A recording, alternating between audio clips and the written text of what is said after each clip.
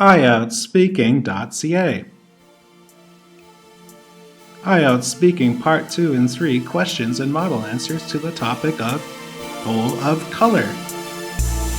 Here is the Part 2 topic related to the topic of full of color.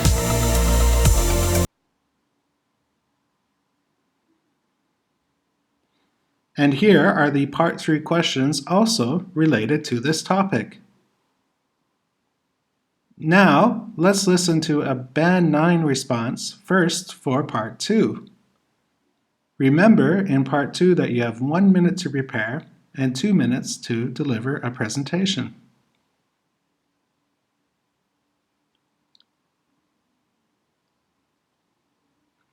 I remember during my childhood that my family loved going for scenic drives in the countryside.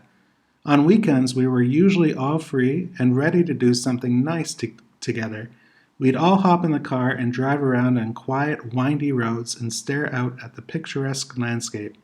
The best time to do that was usually in mid-autumn, towards the end of October. I grew up in a place that has a pretty temperate climate, and during that time, the leaves changed to become magnificent colors. The forests not too far away from my home were especially colorful, due to them being full of red maple trees.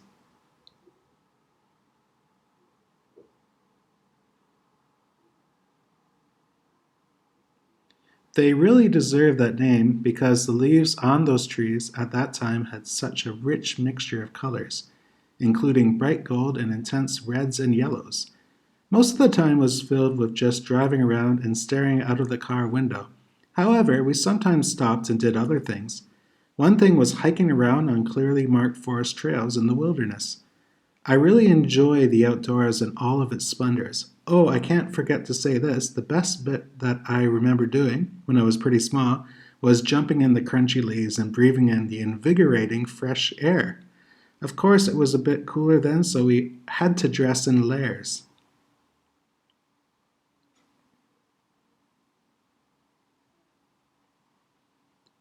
The small towns that we also passed through were also very charming and had good places to occasionally stop in. I remember once we stopped at a bakery and bought some homemade food to have a picnic outside. There is nothing like eating freshly made pumpkin pie while being surrounded by the dazzling display of colors.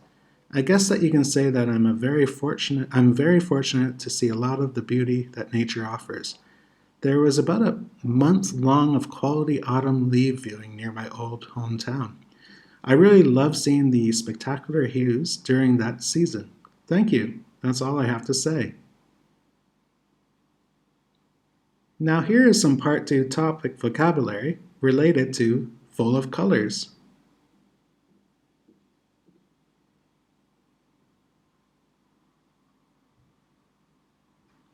Now, let's go to Part 3 and listen to some Band 9 responses to the following questions.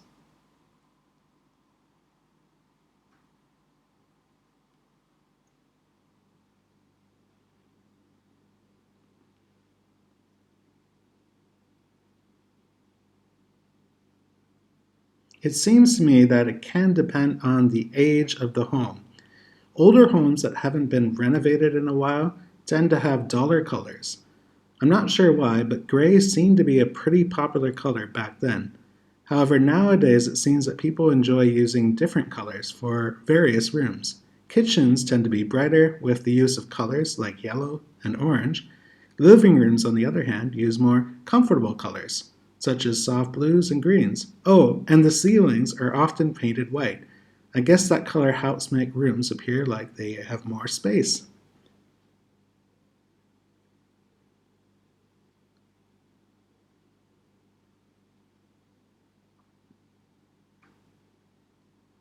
I'm not a psychology expert, but I believe that I have heard somewhere that they can. I heard that some colors are seen as relaxing while others can increase energy levels.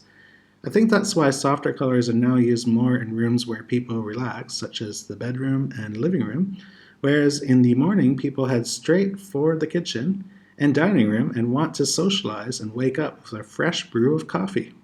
Therefore, it's not so surprising why energy boosting bright colors such as orange and red are often used in those rooms.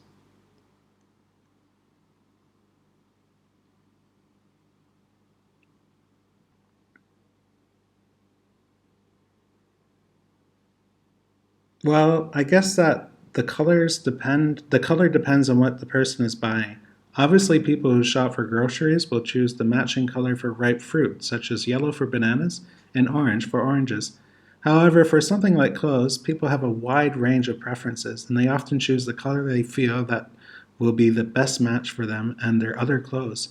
For more expensive items like cars, people's personality may show the most here. People who are more conservative and safety minded may go for a solid color like blue, whereas a risk taker or someone who likes attention may go for red or yellow.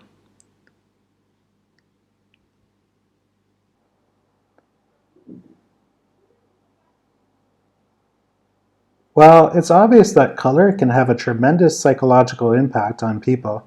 For instance, I've heard that most people like the color blue, so it's not surprising that it is used in a lot of advertisements. And the color green seems to be the in thing now. That is because people are more concerned about their health and environmental issues. So, a product wishing to portray that may use this color in its advertising. Another thing is that some colors are just eye-catching. It's no wonder that most for sale signs use the color red, since people are bound to notice that color.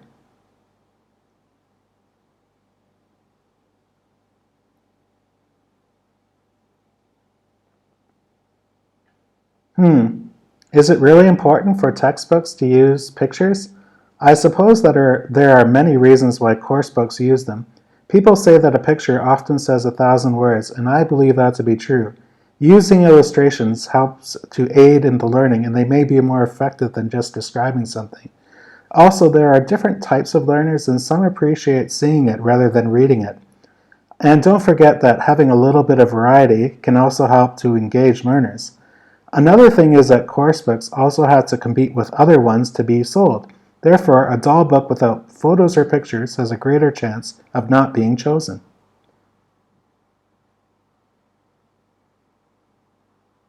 I hope you enjoyed this video, and thank you for watching.